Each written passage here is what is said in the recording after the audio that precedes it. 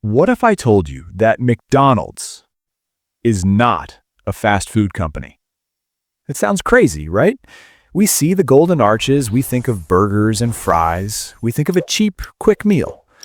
But that's not their real business. Not even close. The burgers are just a distraction, a front for one of the largest, most powerful real estate empires on the entire planet. And this isn't some wild conspiracy theory. It's the hidden truth of their business model, a truth that has made them an absolute juggernaut. Now, you might be thinking, okay, interesting fact, but what does that have to do with me? Well, most of us feel like we're working harder than ever, but barely getting by. Our paychecks come in and they seem to vanish. Rent, bills, groceries, it's a constant battle. We're told to work hard, save money, and we'll be fine. But it feels like we're playing a game and someone else wrote the rules. By the end of this video, you will understand the real rules. Because the secret to how McDonald's actually makes its billions is the exact same secret that explains why so many of us feel financially stuck. And once you see it, you can never unsee it. Let's be honest, we all know McDonald's. It's a cultural landmark. You can be dropped in almost any country in the world, see those golden arches, and know exactly what you're going to get. A Big Mac in Tokyo tastes pretty much like a Big Mac in Ohio. Their whole brand is built on consistency, speed, and affordability. It's the business of selling burgers, fries, and shakes to billions of people. That's what we were all taught, and for a long time, that simple idea worked. A business sells a product, you buy the product, they make a small profit. Simple. But that old way of looking at things is exactly why the real model is so brilliant, and why it stays hidden in plain sight. It's like your phone bill. You think you're paying for calls and data, but what you're really paying for is access to an entire ecosystem. The App Store, the hardware, the software updates. The phone service is just the key that locks you into their world. McDonald's figured this out decades ago. They just did it with burgers instead of iPhones. The food isn't the business. The food is the key. To understand this, we need to meet a character. Let's call him Frank. Frank is the American dream. He's worked hard his whole life, saved up a bunch of money, and he wants to own his own business. He doesn't want to take a huge risk on a brand new idea. He wants something safe, a proven system. So he decides to buy McDonald's franchise. It's a huge investment, hundreds of thousands, sometimes millions of dollars. But he does it. He signs the papers. He's officially a business owner. And he does everything right. He follows the McDonald's playbook to the letter. He uses their suppliers. He makes the burgers exactly the way they say. He keeps the restaurant spotless. He trains his employees perfectly. He works 60 hours a week. He's pouring his heart and soul into this business. And from the outside, he looks successful.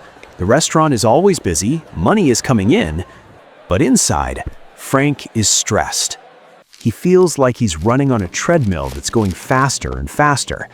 After he pays for the food, the supplies, the employee salaries, there's a little bit of profit left over.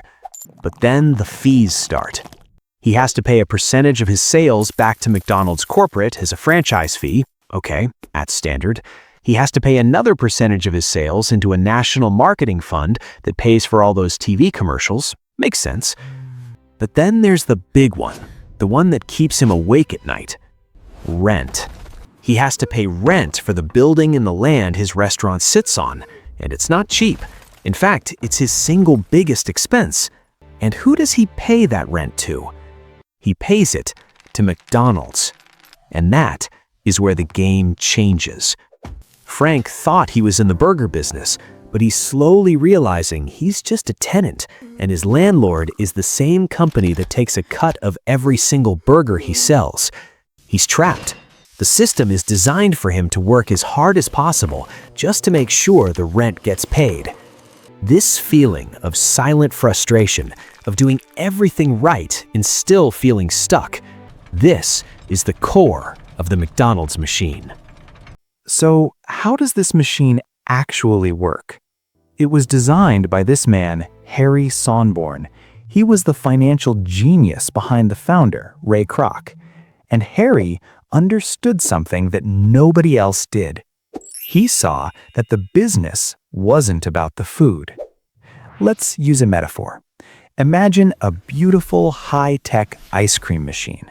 This machine is the McDonald's franchise system. Now, this system has three parts. Part one is the product itself, the ice cream. In our story, this is the burgers, the fries, the McFlurries.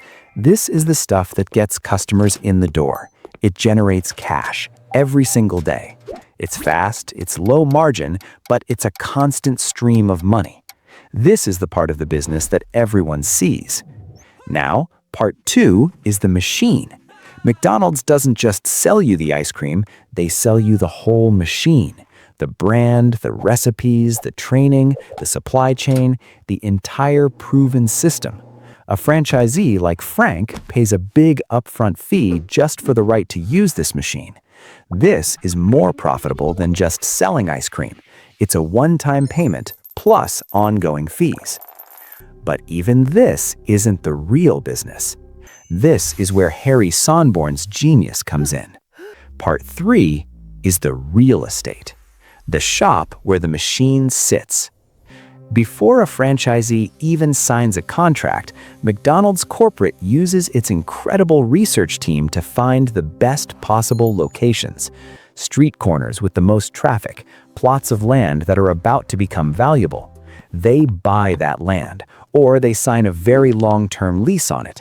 Then, they turn around and lease that exact same property to the franchisee, like Frank. And they don't lease it at cost, they lease it at a significant markup. Their goal is to make a profit on the rent itself. The constant daily cash flow from the burgers and fries isn't for McDonald's corporate to get rich off of. It's to guarantee that the franchisee can always pay the rent. The food business is volatile. The real estate business is stable. McDonald's uses the first to fuel the second. There's a legendary story about Harry Sonneborn. He was giving a talk to a group of MBA students, and he asked them, "What business is McDonald's in?" They all laughed. "Come on, everyone knows you're in the fast food business." And Sonneborn just shook his head and said, "Gentlemen, we are not in the hamburger business. We are in the real estate business." That one sentence changes everything. It flips the entire narrative upside down. You realize the 16,000 McDonald's restaurants in the United States aren't just restaurants. They are 16,000 income-producing properties in the portfolio of one of the world's largest landlords. They own some of the most valuable street corners and commercial plots on the planet. And it's not a personal failure on the part of the franchisee.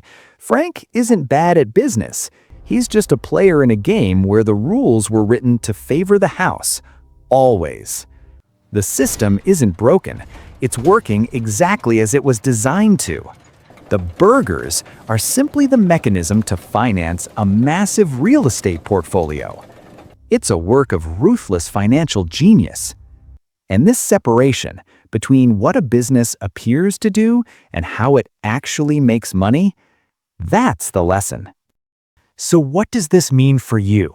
How does knowing this help you stop feeling like you're stuck on that same treadmill? It gives you a new lens to look at the world, a three-step framework based on the McDonald's principle. First is what to stop doing. Stop looking only at the shiny product. When you see a new company or even analyze your own job, stop focusing only on the obvious. Don't just see the Tesla car, the Nike shoe, or the Starbucks coffee. That's the surface level. That's the burger. That's what they want you to focus on. Second is what to start doing. Start asking one simple question. How do they really make their money? Look under the hood. You'll start to see it everywhere.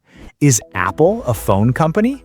Or is it a high-margin services company that uses hardware to lock you into its 30% App Store tax? Is your gym a fitness company? Or is it a subscription business that banks on most people paying every month but never actually showing up? When you start asking this question, you move from being a consumer to being an analyst. You start to see the real game. And third is what to understand for the long term.